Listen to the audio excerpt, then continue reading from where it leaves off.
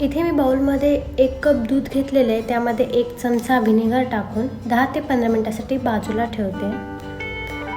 आता मी या बाउलमध्ये 1.5 कप मैदा घेते, त्यामध्ये 1 चमचा बेकिंग पावडर आणि पाव चमचा मी खायचा सोडा टाकते आणि 2 मोठे चमचे कोको पावडर टाकून घेते। आता मी हे छान विक्सच्या साहाय्याने चाळून घेते।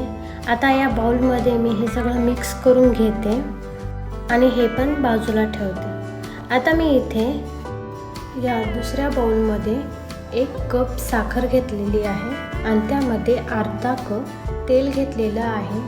तेल तुम्ही कोणतेही घेऊ शकता, पण त्याचा फक्त जास्त वास आला नाही पाहिजे। यामध्ये मी 1 चमचा लिंबाचा रस आणि पाव कप दही टाकलेले आहे। आपण ते छान मिक्स करून घेऊया।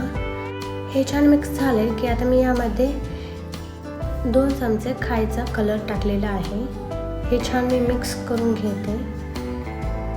हे छान मिक्स झाले। आता मी यामध्ये जे मैद्याचं आपण मिक्सचर तयार केलं होतं ते टाकून घेऊया आणि हे पण छान मिक्स करून घेऊया।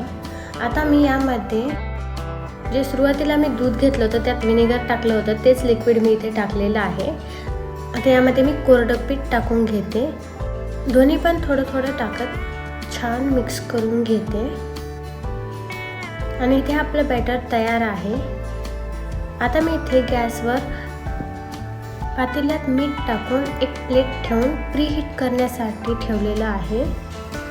इथे आपण केकसाठी लागणारे कोणतेही स्पेसिफिक असे टूल्स वापरणार नाही, घरात जे भांडे असतील त्याचाच वापर करणार आहोत।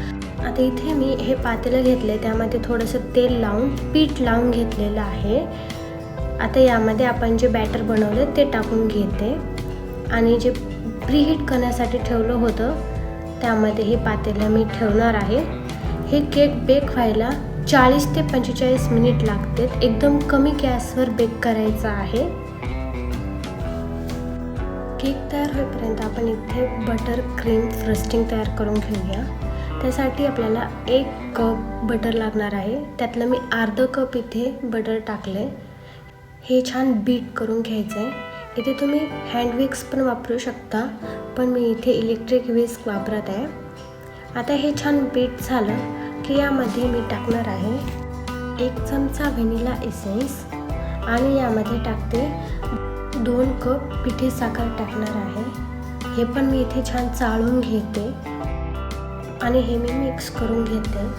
आणि आता या स्टेजला जे अर्धी वाटी बटर राहिलेलं होतं ते पण बटर मी इथे टाकून छान मिक्स करून घेत आहे। बटर मी आधीच बीट करून घेतलेलं होतं।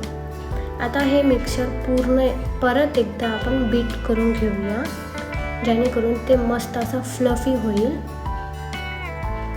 बटरचा रंग थोडासा चेंज होईल इथपर्यंत आपल्याला हे बीट करून घ्यायचं आहे।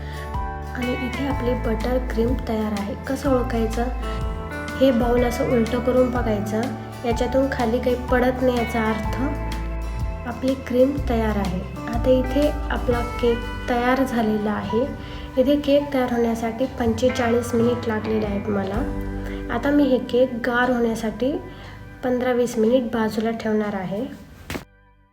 आणि इथे आपला केक छान गार झालेला आहे आणि बघू शकता किती इझिली बाहेर पडलेला आहे आणि केक मस्त फुगलेला आहे आणि खूप छान झाला आहे। आता मी या केकला 4 भागमध्ये कट करणार आहे। आता मी इथे केकचं आयसिंग करून घेणार आहे। त्यासाठी सर्वात आधी बेसला थोडंसं क्रीम लावलेलं आहे आणि त्यावर केकचा जो मधातला भाग कट केला होता ते ठेवलेला आहे। आणि आता यावर मी साखरेचं पाणी शिंपडून घेते आणि त्यावर मी हे क्रीम लावते। इथे आपण बटर वापरतोय, त्यासाठी बटर आपल्याला फ्रीजमध्येच ठेवायचं आहे आणि जसं लागेल तसं काढून घ्यायचं आहे। बाहेर ठेवल्यावर हे बटर क्रीम वितळू शकते। आणि इथे मी अशाच पद्धतीने सगळे लेयर्स ठेवून छान आयसिंग करून घेतलेली आहे। आज मी इथे केकला गुलाबांच्या पाकळ्यांचं डेकोरेशन करणार आहे।